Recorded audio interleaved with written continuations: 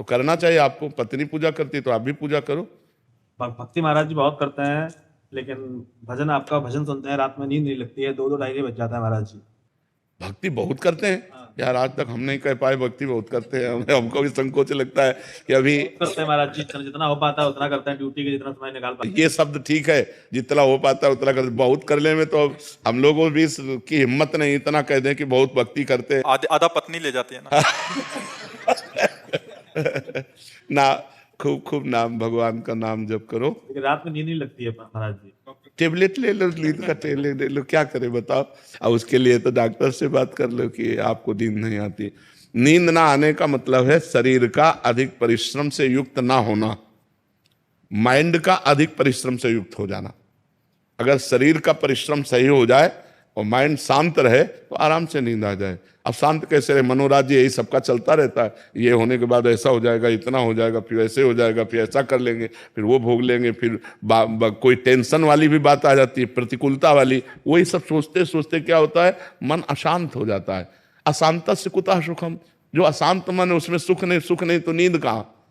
तो शरीर उतना श्रमित नहीं होता जितना माइंड श्रमित हो जाता है, और माइंड को विश्राम दो और शरीर को श्रम से युक्त करो, तभी बात। और विश्राम भगवान के नाम रूप लीला धाम में मिलेगा।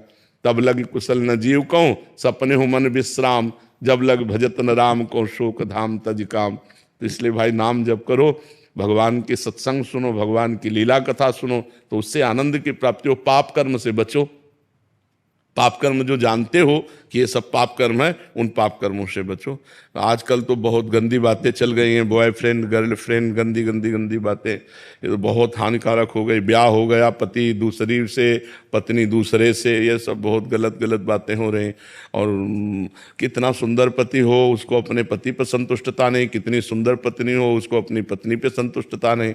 आज हमारे धार्मिक भारत देश में ये जो गंदी बातें प्रचलित हो गई, कितना मतलब अनिष्ट हो रहा है। पति पत्नी पे विश्वास नहीं रह गया। पतिवंचक परपति रति करई, रौ रौ नरक कल्प सत परई। जो अपने पति को त्याग कर दूसरे पुरुष से संभोग करती है, वो करोड़ों कल्प तक रौ रौ नरक में डाली जाती है। बहुत दुख मिलता है, पर कौन, जब शास्त्र स्वाध्याय नहीं तो मनमानी आचरण होते चले जा रहे हैं। इसलिए पुरुष को भी चाहिए अपनी पत्नी के सिवा किसी की तरफ गंदी दृष्टि न करे, पत्नी को चाहिए अपने पति के सिवा किसी की तरफ गंदा भाव न रखे। गंदी दृष्टि करने से पाप बनता है, और पाप अशांति, दुख, डिप्रेशन यही प्रदान करता है। महाराज जी, पिछले 2 दिन से आप सत्संग में जो हॉल में कर रहे हैं महाराज जी, उसमें वर्णन कर रहे हैं कि जो भक्त जन मतलब भजन करते हैं और उनसे गलत आचरण भी बन गए तो उनकी दुर्गति नहीं हो गई, उनको उच्च लोकों में मतलब उनको वो भोग भुगवाए जाएंगे। ये उन भक्तों की बात हो रही है जिन्होंने निश्चय किया है कि अब मुझे इसी जन्म में भगवत प्राप्ति करना है, और खूब डट के प्रयत्न करके भजन कर रहे हैं। हाँ, पर उनका कुसंग हो गया और वो भ्रष्ट हो गए। वो जितेंद्री नहीं है, वो मनोनिग्रही नहीं है, वो मन पर विजय प्राप्त नहीं कर पाए, अब वो भ्रष्ट हो गए। अब भ्रष्ट का मतलब है लगातार भ्रष्ट हो थोड़ी है। अब वो भ्रष्ट हो गए, प्रयासरत थे भजन में, उनका लक्ष्य था भगवत प्राप्ति, और शरीर पूरा हो गया, भगवान के दर्शन नहीं हो पाए, भगवत प्राप्ति नहीं हुई, तत्वबोध नहीं हुआ, तो उस भ्रष्ट का क्या गति होगी। भगवान श्री कृष्ण से अर्जुन जी ने पूछा कि उस भ्रष्ट की क्या गति होगी। तो भगवान ने बताया कि ऐसे जो भ्रष्ट होते हैं वो नरक तो जा नहीं सकते, क्योंकि भगवान का नाम जप करते थे, भगवान के मार्ग में थे, भगवान के आश्रित थे, वो नर्क नहीं जा सकते। अच्छा, उनका पतन नहीं हो सकता, क्योंकि जैसे आपने 500 नाम जप किया तो आपके 500 नाम तो स्टॉक में जमा है। अब आप भ्रष्ट हो गए, गलत आचरण किए, तो उसका आपको दंड मिलेगा, लेकिन वो दंड खत्म होते ही आप 500 भजन से ऊपर चलेंगे। 499 नहीं, पूरे 500 भजन से ऊपर आपकी गति होगी। तो अब जैसे उनका शरीर छूटा तो उनको पुण्यवान के लोकों में ले जाया जाता है, स्वर्ग आदि लोकों में। स्वर्ग आदि लोकों में जैसे वो स्त्री से भ्रष्ट हुए या जिससे भ्रष्ट हुए, वो सारे भोग उनको दिए जाते हैं।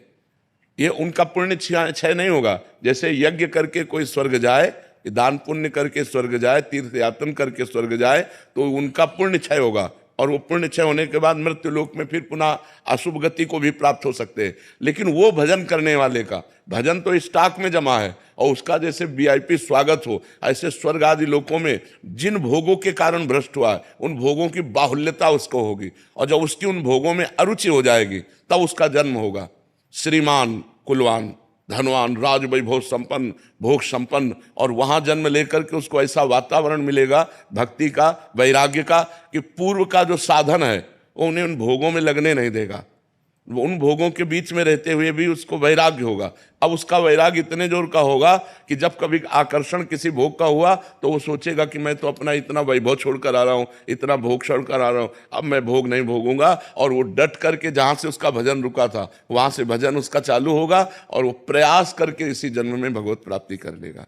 अगर कहीं फिर चूक हो जाती है तो फिर उसको वही गति प्राप्त होगी, वो स्वर्ग आदि लोगों को भोग करके वो मतलब पतन नहीं हो सकता। पर जी फिर तो थोड़ा भी भजन करने वाले का पतन नहीं होगा। नहीं वो नहीं मतलब एक ट्रैक उसका चेंज होगा। हाँ, इसीलिए तो हम सबको प्रार्थना करते हैं, नाम जप करो, नाम जप करो, कैसे भी करो, भाव से करो, कुभाव से करो, जैसे भी करो। मानो आप बुरी आदत नहीं छोड़ पा रहे तो भली आदत पकड़ लो ना, तो कम से कम तुम्हारे पास बुराई के साथ साथ बहुत बड़ा भजन भी तो है जो तुम्हारी हर जगह रक्षा कर लेगा, तुम्हारी बुराइयों का नाश करके ये तुम्हें उन्नति प्रदान करेगा। हम गलत बात नहीं छोड़ पा रहे, हम असमर्थ हैं, तो सही बात भी तो पकड़ लो, राधा राधा बीच में डाल लो, तो आपकी जो अशुभ गति होने वाली वो नहीं होगी, आपकी अशुभ गति नहीं होगी, आपका जो असत भाव है वो नष्ट हो जाएगा और ये सद्भाव एक दिन आपको भगवत प्राप्ति करा देगा। इसीलिए पूज्य राधा बाबा ने कहा, एक बार भी जो राधा कृष्ण बोला उसने मोक्ष के लिए कमर कस लिया।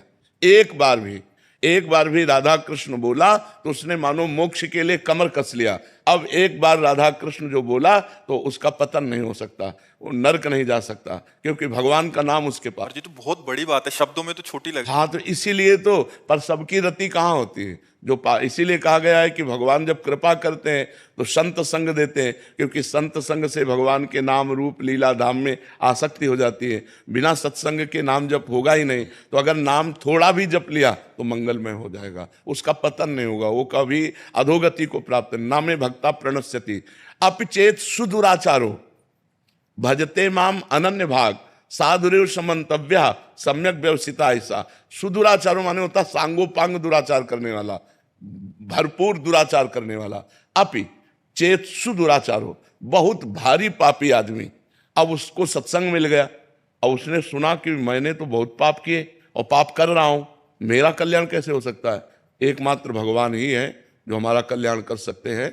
तो सम्यक व्यवसिता ऐसा उसने अपनी बुद्धि में बैठा लिया कि मैं नीच हूं, पापी हूं, पापाचरण हो रहा है, पर मैं भगवान की शरण में हूं, अब भगवान ही मेरा उद्धार करेंगे। और कृष्ण कृष्ण कृष्ण कृष्ण, राधा राधा राधा, और पाप कर रहा है, वर्तमान में पाप कर रहा है, तो भी उसकी दुर्गति नहीं होगी। भगवान कह रहे उसे साधु मानो, मैं उसको साधु बनाऊंगा, करो सद्य ते साधु समाना। अपिचेत सुदुराचारो भजते माम अनन्य भाग साधुरेव समन्तव्य, उसे साधु मानो, क्योंकि अब मैं बनाऊंगा साधु। क्षिप्रम भवति धर्मात्मा, अब मैं उसे शीघ्र धर्मात्मा। और भगवान जिसे साधु बनाना चाहे वो असाधु रह कैसे सकता है? तो दुराचारी हो करके भी यदि वो भगवान का आश्रय लेकर नाम जप करता है तो वो नरक नहीं जाएगा, वो भगवान की प्राप्ति के मार्ग में जहां से गिरा है उन भोगों को स्वर्ग आदि लोकों में भोगेगा। जो बड़े बड़े पुण्यात्माओं के लिए दुर्लभ वस्तु है वो उस भजनानंदी को भोगने को मिलेगा, और फिर बड़े पवित्र कुलों में, राज वैभव कुलों में उसका जन्म होगा। कोई साधारण नहीं, क्योंकि नाम जप उसने किया है, इसलिए नाम जप अवश्य करना चाहिए। महाराज जी ये तो हो गया कि वो भजन कर रहा है, फिर वो अपने उससे जाएगा। महाराज जी एक शरणागति का मार्ग आप बिल्कुल साथ साथ में चलाते हैं, तो महाराज जी शरणागति का इसमें सिद्धांत क्या रहेगा? उसमें तो प्रभु खुद बचाते हैं, आप कहते हैं कि उसको, तो महाराज जी वो मार्ग इसमें शरणागति में जब हम भगवान की शरण में होते हैं तो जहां हमें भ्रष्ट होना होता है वहां भगवान कहते करो सदा तिनके रखवारी जिमि बालक राखे महतारी। अगर अभिमान है भगवान की शरणागति होने के बाद भी तो गिरना पड़ेगा, नहीं तो भगवान बचा लेंगे। और भगवान का शरणागत अगर गिर भी जाता है तो इसी जन्म में उसको इतना कष्ट दिया जाएगा कि उसके पाप का मार्जन हो जाएगा और अंत में भगवान उसकी स्मृति बनेंगे और उसको ये सब अगला जन्म नहीं होगा, स्वर्ग नहीं जाएगा, वो इसी जन्म में भगवान को प्राप्त। भगवान उसके अहंकार का भी नाश करने का विधान करते हैं। हाँ, करेंगे जरूर क्योंकि वो तो ऐसा ही है ना। हाँ, भगवान उसके अहंकार का विनाश करेंगे और उसको ये नहीं सोचना चाहिए कि भगवान ने हमारी रक्षा क्यों नहीं की, क्योंकि तुम्हारा अहंकार जो है उसका नाश करने के लिए कि तुम कुछ नहीं हो। जब ये समझ में आ जाए मैं कुछ नहीं हूं और हे नाथ केवल, तो भगवान केवल इस संबंध से कल्याण कर देंगे। भगवान ने